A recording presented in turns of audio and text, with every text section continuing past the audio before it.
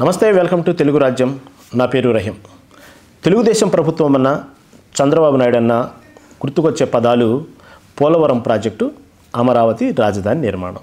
ఇదే ఈ రెండు పదాల చుట్టూనే తెలుగుదేశం ప్రభుత్వం ఎప్పుడు నడుస్తూ ఉన్నది మనం గమనిస్తూనే ఉంటాం. గతంలో చంద్రబాబు నాయుడు ఇదే విధంగా అధికారంలో ఉన్నప్పుడు మంచి పచ్చని పొలాల నుంచి రైతుల దగ్గర నుండి 53,479 ఎకరాలను సేకరించారు రాజధాని కోసం. ఎక్కడ శాశ్వత నిర్మాణాలు చేపట్టకుండా రాజధాని నిర్మాణం అంటూ ప్రభుత్వాన్ని ఎలా ముందుకు తీసుకెళ్లారు. అప్పట్లో చేసినటువంటి కొన్ని ఏదైతే ఉన్నాయో ఈ రాజధాని విషయంలో చేసినటువంటి కొన్ని శాశ్వత కట్టడాల విషయంలో కానివ్వండి, రైతుల దగ్గర నుంచి దౌర్జన్యంగా లాక్కున్న విషయాలు కానివ్వండి, ఏదైతేనే సరైనటువంటి నిర్మాణాలు భవనాలు చేపట్టకుండా అధికారాన్ని దూరం అవటం మనం చూసాం.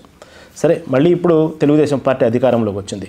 గతంలో ఫేజ్ 1లో సేకరించినటువంటి ఏదైతే ఉన్నాయో అవి వాటిలో శాశ్వత నిర్మాణాలు చేపట్టకుండా, అసలు రాజధాని నిర్మాణం చేపట్టకుండా, ఫేజ్ 1లో ఇచ్చినటువంటి హామీలు రైతులకైతే ఏదైతే ఇచ్చారో హామీలు నెరవేర్చకుండా మళ్ళీ ఫేజ్ 2 అంటూ 44,000 ఎకరాలను మళ్ళీ 44,000 ఎకరాలు రైతుల దగ్గర నుంచి తీసుకోవాలనేటువంటి ఒక ఏదైతే జరుగుతున్నదో ఆ కోణంలో మళ్ళీ ఇప్పుడు రైతుల్లో ఆందోళన మొదలైంది. మొదటి ఫేజ్లో చేసినటువంటి ఏదైతే హామీలు ఉన్నాయో రైతులకి నెరవేర్చకుండానే మళ్ళీ కొత్తగా 40,000 ఎకరాలు సేకరించడం ఏంటి అంటూ రైతుల్లో ఆందోళన వ్యక్తమైంది. ఇప్పటికే కోర్టుకు వెళ్ళడానికి కూడా సంసిద్ధమయ్యారు రైతులు. ఏ రైతులైతే రోడ్డుల మీద ధర్నా చేశారు, ఏ రైతులైతే న్యాయం జరగాలంటూ అమరావతి నిర్మాణంలో అన్యాయం జరిగిందంటూ వైసీపీ ప్రభుత్వంలో ఏదైతే రోడ్డు మీద ధర్నాలు చేసుకుంటూ దీక్షలు చేసినటువంటి రైతులే మళ్ళీ ఈ ప్రభుత్వంలో అన్యాయం జరిగిందంటూ కోర్టుకు వెళ్ళడానికి సంసిద్ధమయ్యారు. నిజంగా అక్కడ చేపట్టినటువంటి నిర్మాణాలు రాజధాని కోసం అన్ని వేల ఎకరాలు అవసరమా అంటూ గతంలో విశ్లేషకులు విమర్శకులు ఎంతో విమర్శించారు. మళ్ళీ ఇప్పుడు ఎందుకు? దీనిలో మతలబేంటి? 44,000 ఎకరాలు సేకరించే విషయంలో చంద్రబాబు నాయుడు వ్యూహం ఏంటి? ఫేజ్ 1లోనే ఇంతవరకు ఏ కార్యక్రమాలు జరగలేదు, మళ్ళీ ఫేజ్ 2 అంటున్నారు. మళ్ళీ దీంట్లో భారీ ఎయిర్పోర్ట్ నిర్మాణాలు అంటున్నారు, మెట్రోలు అంటున్నారు, రైల్వే ట్రాక్లు అంటున్నారు. ఇవన్నీ జరగటానికి ఆస్కారం ఉందా లేదా అనేది పక్కన పెడితే ఫేజ్ 1లో జరగాల్సిన కార్యక్రమాలు ఇంతవరకు మొదలు పెట్టలేదు. అయినప్పటికీ కూడా మళ్ళీ ఫేజ్ 2 అంటూ ఎందుకు ముందుకు వస్తున్నారు? ఎందుకు చంద్రబాబు పదే పదే అమరావతి విషయంలో ఇలా ఎందుకు చేస్తున్నారు?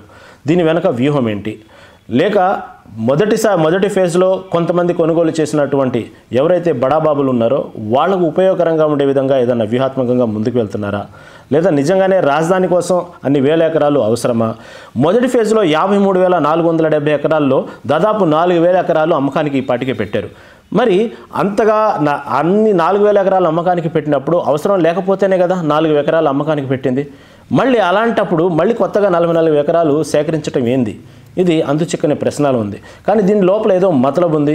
ఎవరిని బాగు చేయడానికి, లేదా ఏ ట్రాక్ని సైడ్ ట్రాక్ చేయడానికి, లేదా దీన్ని సేకరించే వెనక ఏదైనా ఉద్దేశం వేరే వ్యూహాత్మకం ఏమైనా ఉన్నాయా అనేది తెలుసుకునే సమయం ఆసన్నమైంది. రైతులు కూడా దీన్ని అంత ఈజీగా ఒప్పుకోవట్లేదు, ఇవ్వటానికి ఒప్పుకోవటం లేదు. ఇక్కడ ఒక తిరగాసు ఉంది.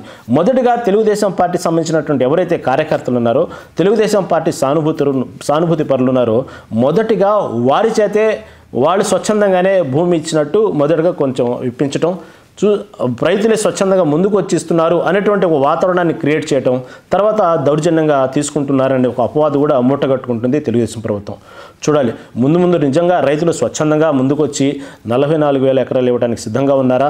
తుళ్ళూరు, అమరావతి మండలం చుట్టూ కూడా మళ్ళీ ఇప్పుడు దానికి సంబంధించినటువంటి సర్వే జరుగుతుంది. నిజంగానే రైతులు ముందుకు వచ్చి ఇస్తారా?